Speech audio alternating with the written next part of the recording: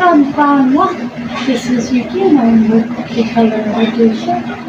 Welcome to our program this evening. As promised, I would do a video on Henshin.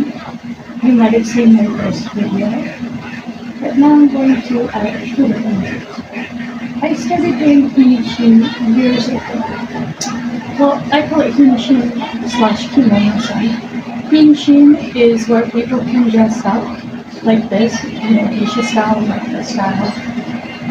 In Japan, they actually do it with studios that would have licenses and stuff, and they'll dress up Japanese, foreigners, and people can pay for that. It was actually a really big upheaval in the early 2000s. And don't quote me, but I believe it was started by a retired geeko who had geisha and local boarding house that closed down, and she did that. Don't quote me. I tried to find the article if possible. It was from the early 2000s, so maybe not. But when you're Henshin, you can dress up and just do like the dressing, the pictures, or what have you.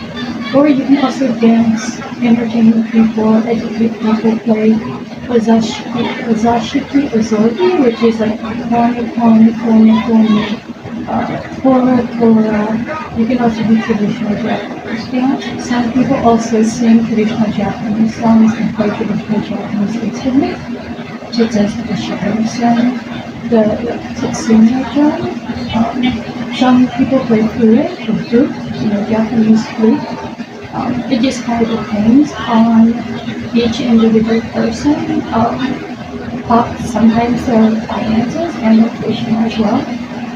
Some people in certain places do not have the money or do not have the way to go to a bigger place where they might have that. So some people might take Japanese classes online or be part of a group and go maybe once a month to wherever their group meets at. It just kind of depends on their budget and finances and what they can and can't do. Me, I've been studying this world for over 14 years. Yes, it's been such a long time. And I have been practicing for this as well. I do study the dance, but I also study how to make my cartoon, my own kimono. It's a bit different, but people can have it, they can have both real kimono, they can have it cut out. It just kind of depends on what they can get their hands on, or if they can sell. A lot of my kimono and kurosoge are actually not all, but a lot of them. Or a lot of them are upcycled kimono. I also do have real kimono that are also from Japan, both kurosoge and regular tomosoge, shorter sleeve kimonos as well as those. Some of those have been gifted, some of those I have purchased, and others I have made. It just kind of depends again. Some kimonos, some may have degrees or more official training, some are self-taught or run by themselves. Again, it just kind of depends.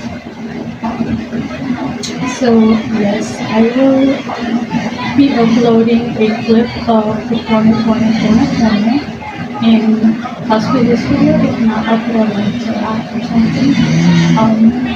So yeah, in the Henshin, they can dress like a Kyoto Maiko, or they can dress like a Geigi, which is more of a geisha from outside Kyoto. I believe in places like Tami, there are geishas in a lot of places in Japan. Same with their version of Maiko or training geishas.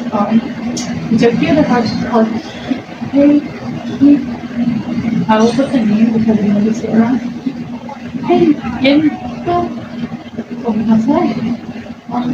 The geisha, which are the ones who are like the wig usually, and the shorter tomosoge kimono, and usually a smaller knot. They don't wear that Dari no Obi, which is the one that my patient door.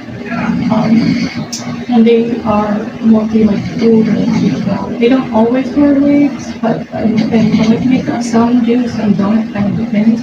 Some places they just do normal Western makeup and fancy updos, but you have to, which is like Western style, Western hairstyle. And then some nice kimono. Other places they'll be in full like makeup with a wig and full hair. It just kind of depends. And for the Henshin, it's the same. A lot of people might variate in styles. Like if you see me, I do a Kyoko style, but I also do kind of the Ogi. It's like little Ogi for my Keiko style most of the time, because for me personally it's easier. And I do that in no Ogi for my micro style, again, because it's a personal choice and for me it's a bit easier. I do my own hair. I also do have wigs and half wigs, part-time half soda, so it just kind of depends. I do make my own kanzashi, but I also have kanzashi that was made in Japan and also given to me. It just kind of depends. Sorry, don't mind my partner goes to it's been a long day. Really love things coming up. So yeah, and a lot of people are like, well, what is that? I'm wondering it is early of the evening. No, even though the Geisha might usually do work in late afternoon and evening, but they also do things during the day. They will do like promotions, or like in Japan, like stores opening or certain events. They will perform at like different events. They'll perform at Yonkona, which is a tourist spot in Japan. So it can kind of vary. The geisha might go from Kyoto and from other places can also be hired out to different districts, if you will, if they're invited out by like a client, which can be a person or a business or a group of people in Japan. So yeah, they can go to different places, if you can go overseas, and it just kind of depends. And for most Henshin, it's the same generally. We can go to anywhere and perform anywhere that's public. Usually it has to be public, no private services, no, come to this house and perform. It has to be like in a public place, like a park, a restaurant, maybe a Japanese or Asian themed event, something like that is where we would perform at. For me personally, I do my best to make all of my services family friendly. If you want something different, just shoot me a message and I can maybe do a bit more teaching on like, what's geisha, what's Kaiyu, and I can go more in depth into that. But especially on my channel, I keep it more family friendly. I would do more of the traditional Japanese dances, play the traditional Japanese games, and things like that. Ask questions, take pictures. I'm open to all of that. And my goal is to educate people and hopefully foster a better understanding between Japan and anywhere else in the world. And just kind of show that and be that kind of bridge. If people really have understanding, this is a big deal, this is a big deal. They're not like, that or how you, because that's a popular misconception, especially outside Japan, especially more in the West, or for people who might not be as familiar with the culture of geisha and makeup and stuff. And even me, even though I've been doing this for 14 years, I am still learning. So it's something that you've got to always practice, you got to keep on top of, And again, with us kimono-san, some of us, us kimono-san, Henshin-san, we may or may not go to classes, we may or may not have a group, we may or may not have professional lessons. Again, it just kind of depends. We may or may not have professional kimono classes, which might help us with our kimono makeup. It just kind of depends. Kimono-san is as varied as even geisha in Japan. The geisha in Japan have like their own little districts, like their own little flavor, and that's kind of similar with a lot of us kimono and Henshin-san. We kind of do, again, both. Sometimes we'll be a normal kimono, sometimes we'll be made up like this, sometimes we'll be made up with our hair or a wig, but we might not have a full white makeup. A lot of times it can be customizable, to what your event is or what you need. You can just ask your local Henshin or I'm going to possibly do a list at the end of my video on at least the Henshin groups I know, the Henshin/Kimono groups I know. And if any Henshin or Kimono groups would like to contact me on my messages under this video, please do. And I would try to get you added in. Hopefully, if I need to, maybe I'll make a little short list of another updated video, but that's where we're at now. So, that's kind of what the Henshin and Kimono-san is. The Kimono-san gives some of us a bit more flexibility. We can dress like this, plain kimono. Like I could dress like Maiko, I'm dressing as Maiko, I could dress as Eiko. I could dress as a first year Maiko, which usually is more cute. It has the, with the Shiodari, conversion, the kind of hanging down like leaves, and the bottom lip's painted, but depending on what I'm doing, I may also paint the upper lip. It just won't be prominent as I do this lip. Kind of depends. Our color is red. There has been a few times where I've known I've worn red colors and my other colors for purity. Again, that's a new thing, so come in, sorry. As you can see, I'm more of the senior Maiko white collar with lips painted, Midori, which is the color. So yes, and I will perform a dance here shortly. And the style I do is in the Kyoto and the Tokyo style. So again, and even then, I don't want to be a carbon copy of geisha. I am not a geisha. I'm not from my place study. I will never be a geisha. I don't have the training. I don't have the technical skills. So even I recognize that, and that's why I say Kimono-san, Henshin-san, Geiko Henshin, Maiko Henshin, etc., or Geisha Henshin. I use geisha a lot because most people are more familiar with geisha than Geiko, Geigi, etc. Most people are more familiar with Maiko than Hengyango. I'm going to start with that pronunciation. So yeah. And again, I do my Maiko style would be Dari no Obi, so it's personally easiest for me. And same with my Geiko style. I might do the Obi, the drummer Obi, but sometimes it can be a bit hard, so I just do the Yanni Obi. It's almost like, the way it almost looks like a half Dari no Obi, just like with a little bit of half inside. So yeah, maybe I will do a video on that soon. So yes, I hope that's told you a little bit about what a Henshin-san is, or a Kimono-san is,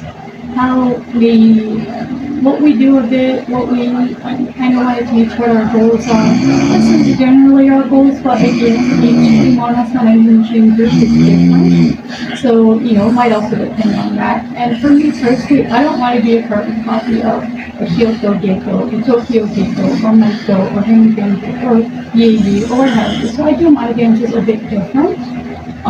Some of my dances, you've noticed, like my own version of Hyonko, isn't exactly follow step-by-step Hyon, for example, or Honkacho, or Hyonko group. I kind of add my little bit of twist on it, because again, I don't want to be the exact same as a Geiko, or Maiko, or Geigi, or Hengyango. I want to be, just Yuki, that's my stage name. Colorado Geisha, I guess, if you think of where a geisha, and like they'll have Kia they work under. The Colorado Geisha would be kind of like the name I work under, if you will, like my Kia, if you even though it's not natural Kia, that's the best I can think of it. It's more like my stage name. A lot of Maiko and Geiko and Geiji, etc. A lot of them use a stage name. Some stage names are picked out by not really a fortune teller, but like a priest. Like I don't know if it's a Shinto or Buddhist priest, or maybe if it's one or the other. I'm not to study about that. Some of the Geiko and Maiko will get a part of their Esan or Order Sisters name. So, like if it's Yumi, let's say let's say if I'm Yuki, I get a younger sister, someone in training, Yuki go, that you would be from part of my name and give it to theirs. So, others of us pick our own personal Henshin or kimono-san like stage names. I picked mine. I know of a few others that have done this in the kimono-san and Henshin community. Again, it just kind of depends. I will hopefully get a list added soon of the Henshin-sans and kimono-san groups that I know of, and hopefully we can help you locate one in your area. But I will perform again soon. Arigatou gozaimasu!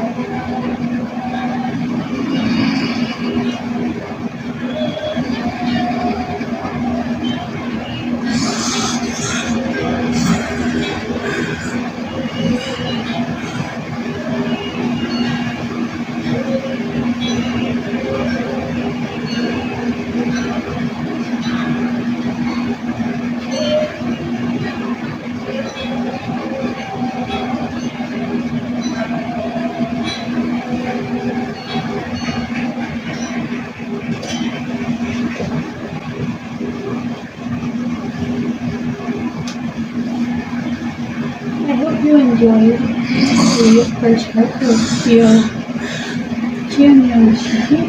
microdance of the first movie. Arigatou gozaimasu. I'm Yuki.